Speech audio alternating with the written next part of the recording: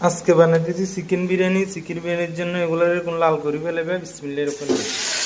এখন আমি এগুলো এখানে অ্যাড করছি, হালকা করে লাড়ি দিবে এগুলো এরকম করি।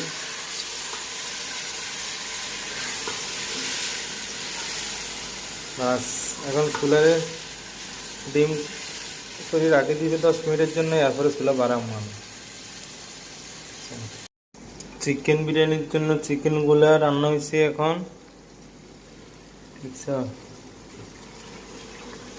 বাস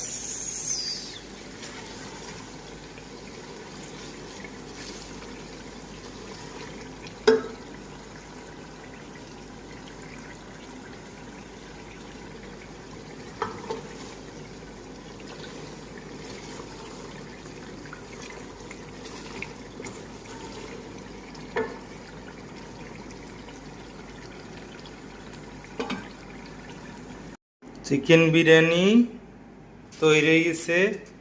এখন আমি এখানে গ্যাসলিং মারি দিমু। দেখছো কত সুন্দর হয়েছে, কালারটা কিরকম হয়েছে। চিকেনগুলো ভিতরে দিয়ে রাইসগুলো উপর দিয়ে দিবে, আর সেন্টারে চিকেনগুলো থাকবো।